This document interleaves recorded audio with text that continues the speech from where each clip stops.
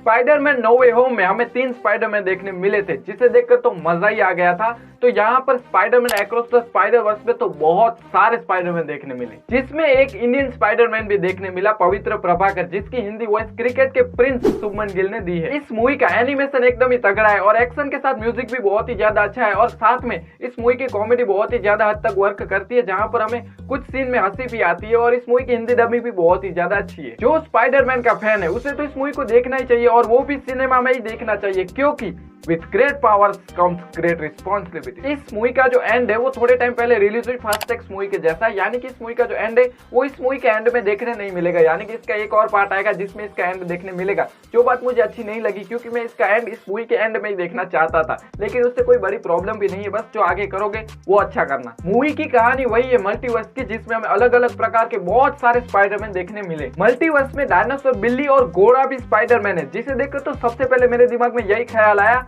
कि साला डायनासोर को किसने काटा होगा, स्पाइडर नहीं। मेरा इस मूवी का पसंदीदा यानी कि फेवरेट कैरेक्टर है घोस्ट स्पाइडर, यानी कि Gwen, because I am boy. और जिसने भी उसको बनाया है, क्या कमाल का बनाया है, क्या कमाल की उसकी रचना की है, और ग्वेन का उसके यूनिवर्स के अंदर एक प्यार भी था, और अच्छा हुआ साला टाइम के चलते टपक गया। हर बार हर यूनिवर्स के अंदर जरूरी नहीं है कि स्पाइडरमैन का नाम पीटर पार्कर ही हो, कई बार माइल्स मोरालिस भी होता है, जो इस मूवी का लीड कैरेक्टर है। और स्पाइडरमैन पीटर हो या माइल्स, उसकी जिंदगी में प्रॉब्लम्स तो हमेशा बड़ी बड़ी आती है, वो खुद छोटा होता है, इसी वजह से वो बड़ों की सुनता भी नहीं है। उसे बड़ों के द्वारा कहा जाता है कि ये तुम नहीं कर पाओगे, ये तुमसे नहीं होगा, इसे तुम ठीक नहीं कर पाओगे, लेकिन लौंडे का खून है गरम, तो वो करना तो चाहेगा ही।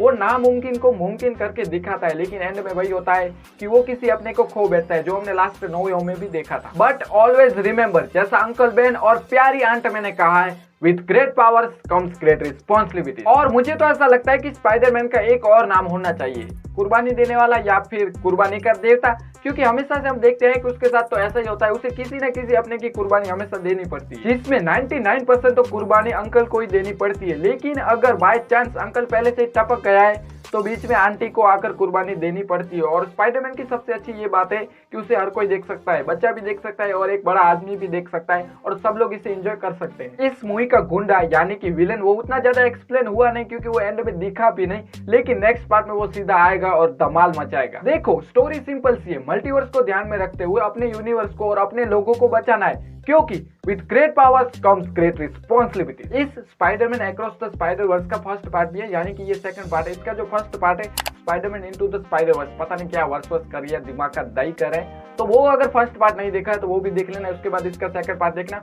और इस सेकंड पार्ट का बजट है $100 मिलियन, जिसने अब तक तो आसानी से इतना बॉक्स ऑफिस कलेक्शन कर ही लिया हो। और ये मूवी एक एनिमेटेड मूवी है, और साथ में इस मूवी में स्पाइडरमैन है, तो तुम इस मूवी को बिंदास से अपनी फैमिली के साथ देख सकते हो। मैं इस मूवी को 10 में से 8 की रेटिंग देना चाहूंगा। और साथ में एक और बार ये मैं बात तुमसे कहना चाहूंगा कि अगर तुम स्पाइडरमैन के फैन हो तो इस मूवी को मिस मत करना, जरूर से तुम इस मूवी को सिनेमा में ही देखना, क्योंकि with great powers comes great responsibilities.